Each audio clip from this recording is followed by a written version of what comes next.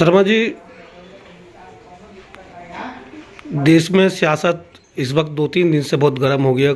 और हो भी क्यों नहीं, क्योंकि राहुल गांधी जैसे लीडर की सदस्यता रद्द होना अपने आप में एक बड़ी बात है। दूसरा कि ओबीसी को लेकर एक मुद्दा चल रहा है। तीसरा कर्नाटक में मुद्दा आया कि माइनॉरिटी का रिजर्वेशन खत्म किया। आप किस तरह से देखते हैं कि जैसे जैसे लोकसभा चुनाव नज़दीक आ रहा और इस तरह के बयान और इस तरह के मामलात हो रहे, तो क्या ये लोकतंत्र की नुकसान पहुँचाने की ओर जा रहे हैं?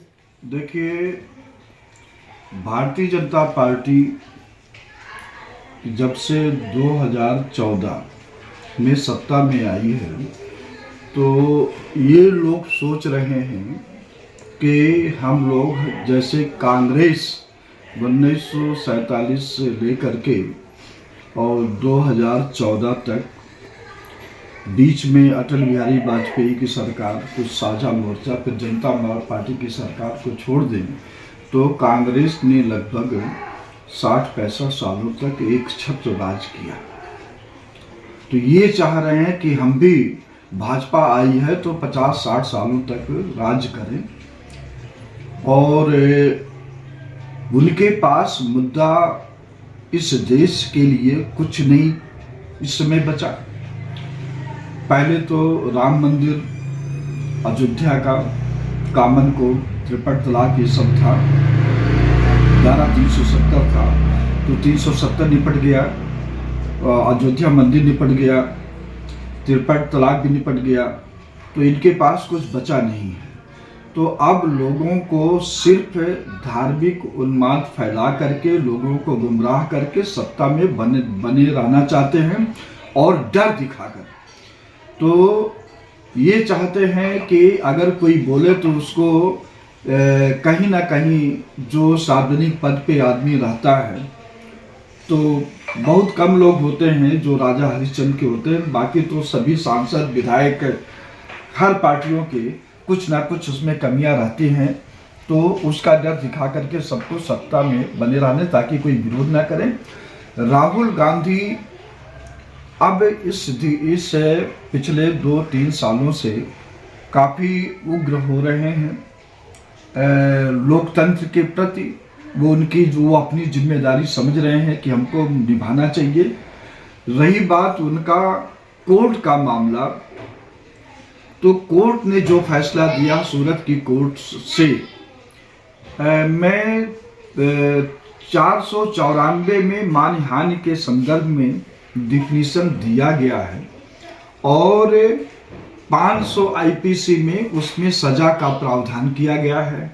500 आईपीसी में डिफामेशन के संदर्भ में सजा अधिक से अधिक 2 साल या जुर्माना या दोनों। राहुल गांधी कोई ऐसे हार्डन क्रिमिनल नहीं थे। अगर ये चूंकि केस प्रूफ हो गया, तो अगर मगर की कोई बात नहीं है, आगे अपील में ठहरेगा कि नहीं ठहरेगा वो भविष्य की बात है। लेकिन उस कोर्ट में कन्विक्ट हो गए हैं, तो सजा उनको फाइन देकर के छोड़ देना चाहिए था। उनका अपराध इतना नहीं था कि उनको जेल में रखा जाए। और दूसरी बात, अभी प्रशांत भूषण के संदर्भ में contempt of court, supreme court के तौहीनी के मामले में उनको 1 रुपये का जुर्माना लगा के छोड़ दिया गया। तो उसी को ध्यान में रखते हुए जो निचली कोर्ट है सूरत की थी, उनको जुर्माना लगा के छोड़ देना चाहिए था। और आगे जो अपीलेट कोर्ट करती, सेशन है, फिर हाई कोर्ट है, फिर आगे उसका सुप्रीम कोर्ट है। और देखिएगा अल्टीमेटली ये सुप्रीम कोर्ट जाते जाते, बल्कि हाई कोर्ट जाते जाते, ये राहुल गांधी बरी हो जाएंगे। अब उनको भारतीय जनता पार्टी वाले, इनकी पूरी मीडिया कंट्रोल है, कुछ और है, तो ये अपनी ही बात दिखलाना चाहते हैं। खास करके जो हिंडनबर्ग का मामला आया अडानी के खिलाफ, जो सेल कंपनी के संदर्भ में उन्होंने उजागर किया, तो उसको लेकर के राहुल गांधी काफ़ी मुखर हुए।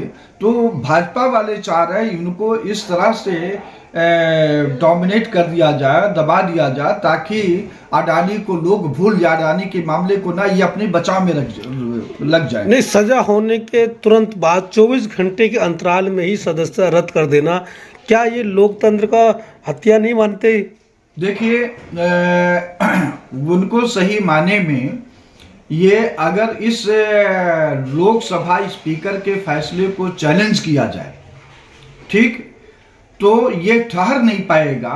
दोषी हो गए ना, तो लोकसभा स्पीकर को इनको नोटिस देना चाहिए कि देखिए, आपके खिलाफ जो ये 2 साल का सजा की सूचना हमको या जजमेंट मेरे पास आई है, क्यों ना आपको डिबार कर दिया जाए। इस संसद से एक सुनवाई का मौका देना चाहिए था।